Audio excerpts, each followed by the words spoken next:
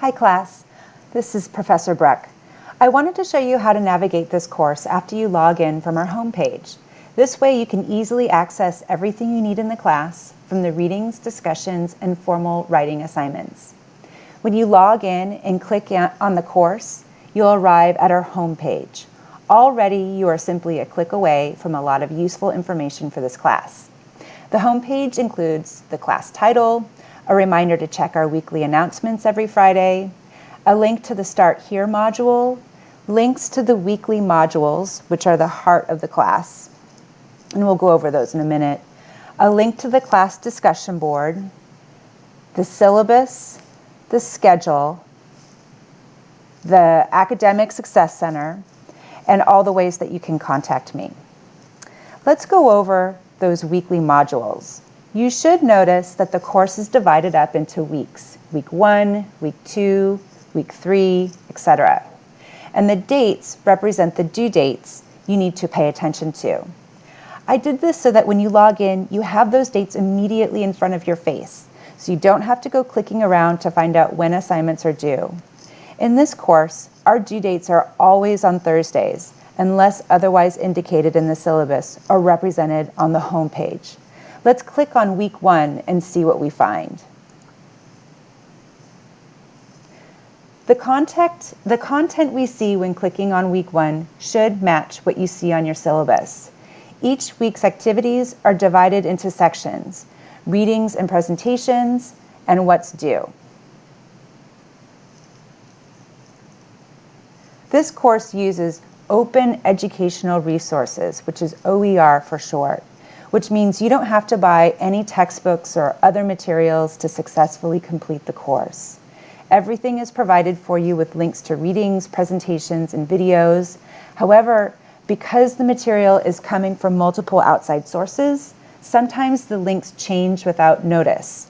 If you come across a link that goes nowhere, I need you to let me know right away so I can make a change. Week 1 is text heavy with good reason. It's to explain the components to you as you view them for the first time.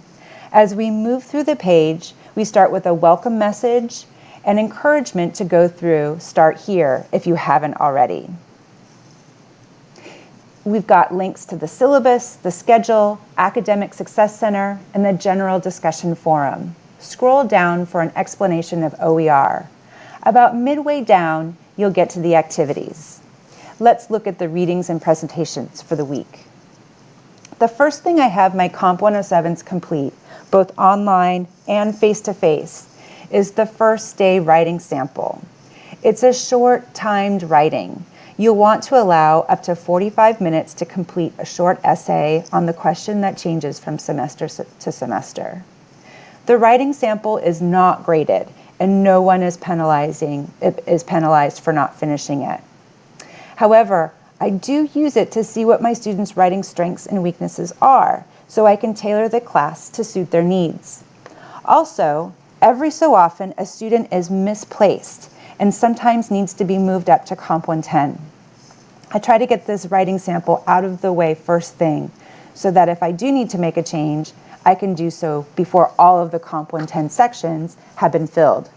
Again, it's rare, but it happens occasionally, so I like to get this off our plates within the first 2 days. After that, you'll see our readings, presentations, and video for the week.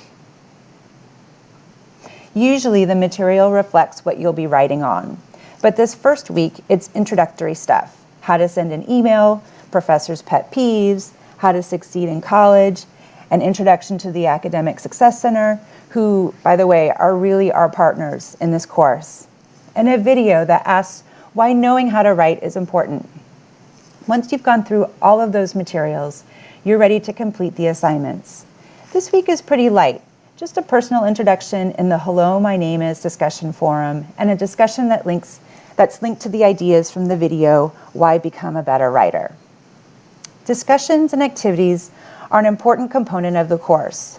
They're a low-stakes way for students to grapple with the material or writing method before having to use it in a formal writing assignment.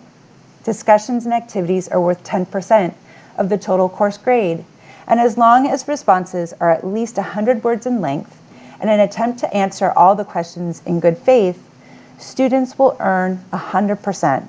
I read all of their responses, but I don't always respond. If a student seems to have a clear misunderstanding of the concept, I will reach out to help correct in the comment section.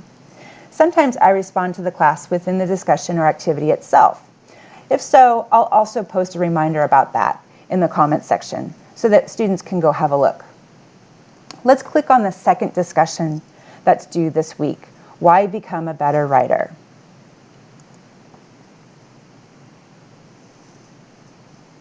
As you can see, the discussion is worth 10 points and based on the following prompts. Why should I become a better writer? What can I get out of COMP107? Let me scroll down so you can see that.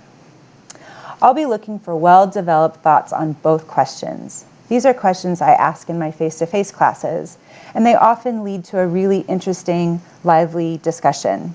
I hope to duplicate that style of discussion, but online instead of in a classroom. Because discussions and activities mimic what we do in a classroom, I close them after their due dates. While it's pretty easy to earn all the points by following directions and completing them in a thorough and thoughtful way, I do not accept late submissions unless a student has had a true emergency, like an accident or some other catastrophic event. Discussions and activities are like attendance and class engagement. So if you're present and participating, you'll earn the points. If you're absent and silent, you won't.